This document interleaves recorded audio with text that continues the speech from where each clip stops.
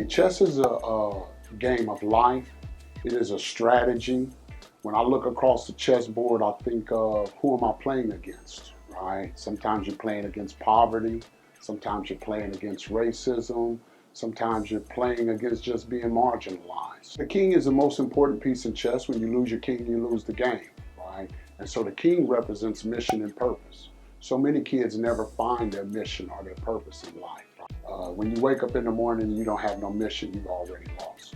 You know, the queen is the most powerful piece on the board, able to move any direction, any way, right? And in our terminology, we think of the queen as being love and values, which is just super powerful. But the knight is the only piece that's able to jump over other pieces. And the knight always comes at you without you kind of seeing it coming, right? And so that knight is kind of a powerful piece too, and it represents academics and social emotional learning. So when you talk about the bishop, we talk about the 5 gifts of life: your attitude, your body, your time, your talents, and your treasures. Everybody wants to be rich, but nobody wants to think about their attitude or their time. When you talk about that rook, that's that possibility, that potential for us to all live and work together. The pawns always seem like they're expendable, but they're not. Anybody that's a great chess player will tell you the pawns can get things done. Everybody always asks me that, and then I have to admit, I'm not a great chess player. I lose all the time, right?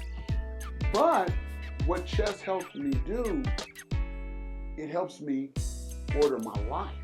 And so when we start to think differently, we can be different, right? And so this concept of understanding how life pieces come together. So yeah, I'm not a great chess player on the board, but in the game of life, I'm pretty good. When we let young people slip through the cracks, we're letting the person that's going to cure cancer, the person that's going to stop a war, the person that's going to change the world, not become their best selves. What are you being honored for? You're being honored for being a young man on purpose.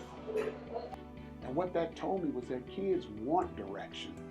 They want to know that somebody cares and cares enough to fight through and say, hey, go this way or go that way. You start off mentoring thinking about what you're going to do for somebody else, and then you realize what they do for you. And that's what you get the opportunity to do when you volunteer, right? To change somebody's life.